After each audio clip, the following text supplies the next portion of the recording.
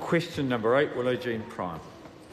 Thank you, Mr Speaker. My question is for the Minister of Trade and Export Growth and asks, how will workers benefit from the comprehensive and progressive agreement for Trans-Pacific Partnership? The Honourable David Parker.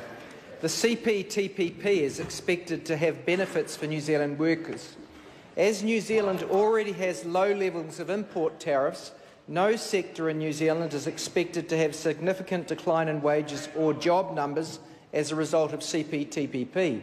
Lower tariffs via exports of wine, kiwifruit, forestry, seafood and meat, as well as lower non-tariff barriers for small businesses and the digital sector, will lead to significantly higher incomes and greater employment. This agreement works for the freezing worker to the farm owner. Also important to people who work for their living is the ability to buy a home in New Zealand without having to compete with foreign buyers. This coalition government has ensured that our existing homes, from the most expensive to the most modest, can only be purchased by New Zealanders.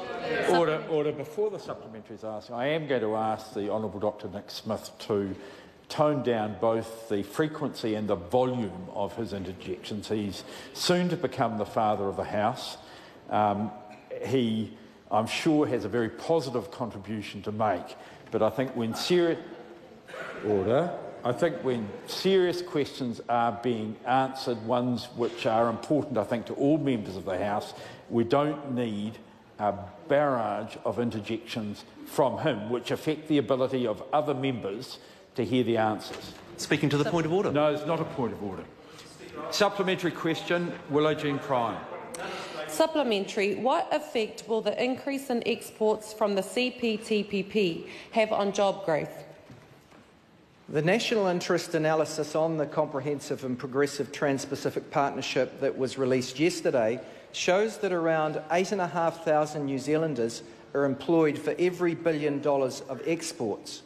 Job growth as a consequence of CPTPP is likely to be stronger in areas where New Zealand has comparative advantage, such as the primary sector and niche technology. That is why the forecast returns... Order. The Honourable Dr Nick Smith will stand, withdraw and apologise.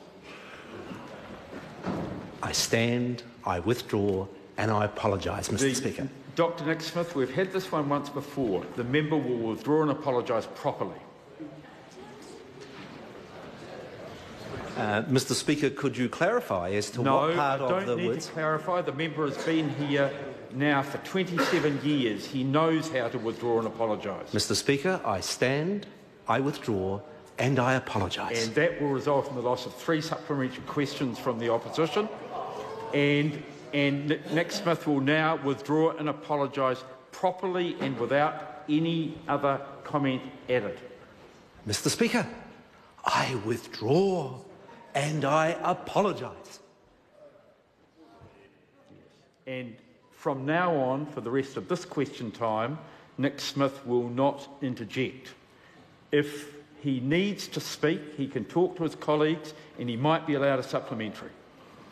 Mr Speaker, job growth is likely to be stronger in areas where New Zealand has comparative advantage, such as the primary sector and niche technology.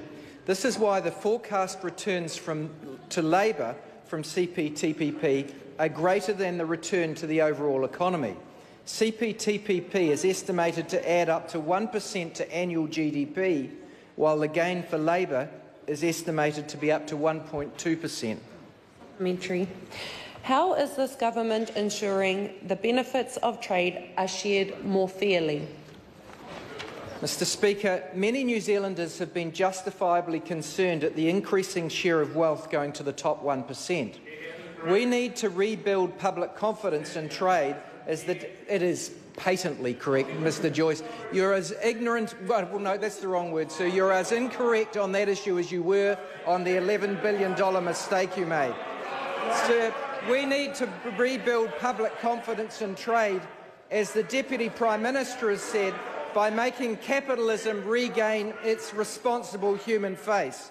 We're doing this by pursuing productive, sustainable, inclusive growth to improve the well-being and living standards of all New Zealanders. Our first steps include our Families Package, which lowers income inequality. Banning foreign buyers will also improve the opportunity of New Zealanders to own their home. Sir, there's much we can do, including combating multinational tax avoidance. Point of order, the Honourable Stephen Joyce. Mr Speaker, I'm sure you can anticipate the point of order that has now become a speech from the Minister rather than an answer to a question. And when that member has a bit more experience, he'll have a good look at standing orders and Speaker's rulings, and he knows the only person who can interrupt on that basis is me. A point of order, the Honourable Louise Upston. Mr Speaker, in terms of interjections, I thought it was a practice in this House that every elected Member of Parliament had the freedom of expression. And I am interested to know if you are creating a new ruling today based on your comments to the Honourable Dr Nick Smith about participation and freedom of... The member will resume her seat. Firstly, she's trifling with the chair, and secondly, I think she should probably have a discussion with the Right Honourable David Carter, who has made a very similar ruling. I know because he made it to me. Supplementary question, the Right Honourable Winston. Could I ask the Minister as to whether he's received letters of congratulations for turning a sovereignty sellout into a national interest sign-up, so much so that the anti-TPP interests in the United States are now looking seriously at this new deal that he's organised? Mr Speaker, A point of order, the Honourable Stephen Joyce. Mr Speaker, earlier you asked my colleague to make sure that he could substantiate a claim in a supplementary question. I don't think, with respect to the Right Honourable Deputy Prime Minister, that the claim that he made in his supplementary question could in any way be substantiated. Well, no, I don't need that. The fact that it's been contemplated is something which has been reported in the media, and I have no problem with that possibility being put to the Minister. Supplementary, point of order, Mr Speaker. I hope the member's not going to trifle. No, I would never seek to trifle with the Speaker. No, I'm not saying whether the member's seeking to. I'm questioning about whether he is going to try. I'm pointing out that I was referring to a different aspect of the question, which is in relation to the member referring to a sellout of sovereignty, and he would need to substantiate that if we're applying the same standard as was applied to Jamie Lee Ross earlier. I heard it. It was marginal. There have been comments made that have been, I think, stronger than that coming the other way during this very same question time, and I did not rule it out. And again, I want members to take care as far as their challenging of rulings is concerned. Now, I think if the member sort of starts his answer again, it might be the right approach.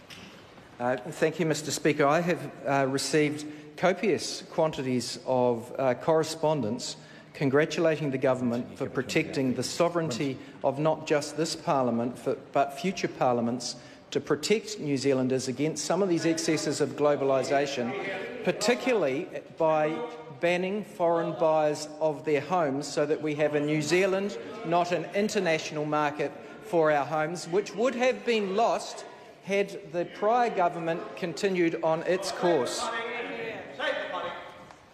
Question number 9, Simon O'Connor.